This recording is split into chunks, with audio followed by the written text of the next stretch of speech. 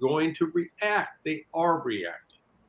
And this reaction of China and Russia joining forces, China watched. Part of the impetus for this was what the West was trying to do to Russia in the wake of the start of the special military operation. Uh, China was watching that, and they realized, you know what? These cats are coming for me next. Mm-hmm. Once they get done with Russia, they're coming for me. So I better go back up Russia, and we'll work together. And that's exactly what's happened. And this nonsense is coming out of Western media reports that, intelligence officials believe China is going to supply weapons to Russia. Russia doesn't need their weapons. Right. Russia produces plenty on its own. What China needs are the hypersonic missiles that are proven. China has developed at least one hypersonic missile, but it hasn't been tested in combat. It hasn't actually been used to blow stuff up.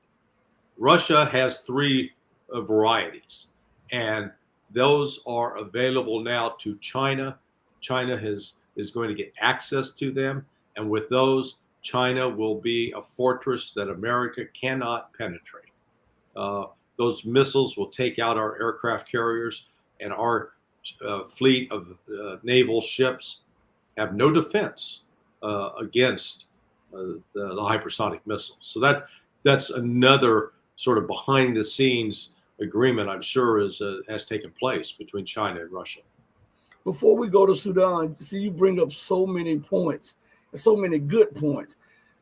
Isn't that if this is the case and they continue to sanction and push Russia and China together,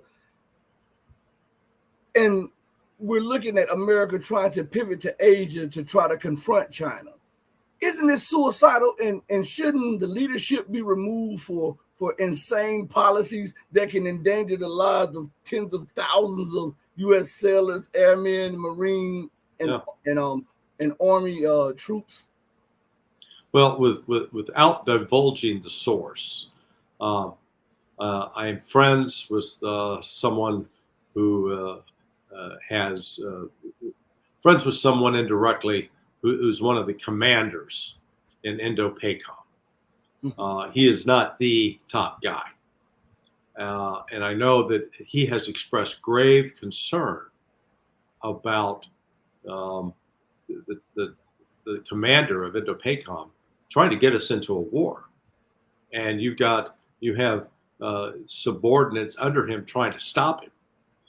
So it is, it's a very dangerous time, and the misinformation that's out there. I did a conversation the other day with a fellow named Jason Goodman. He does a show called Crowdsourcing the Truth, and Jason is a well-read guy. I mean, he was a filmmaker, and he's done a lot. So he's not like he's just been pulled out of the wilds of the Northwest and where he was living in a cave.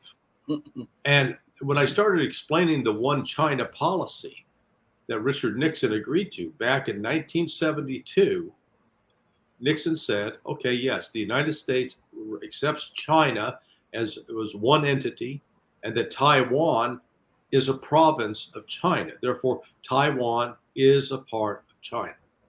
That's been U.S. policy up until last year. Where now the Biden administration, with the backing of members of Congress, both Republicans and Democrats, are rejecting that. We're trying to treat Taiwan as an independent country, as one that has no connection whatsoever to China. Well, I keep using this analogy, but I think it's appropriate.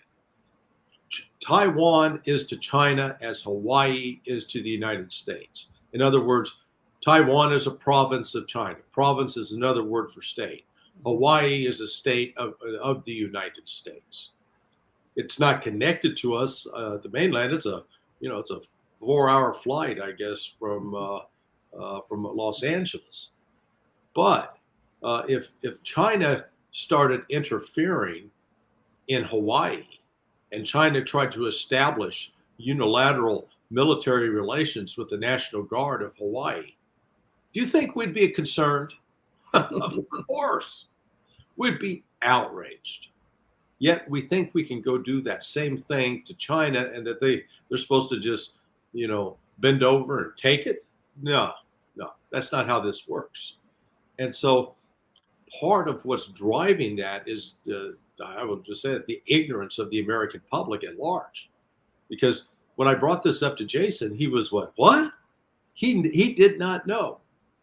He had been fooled by the propaganda that has been dumped on the American people for many years, trying to paint a picture of Taiwan as an independent state, something completely separate from us.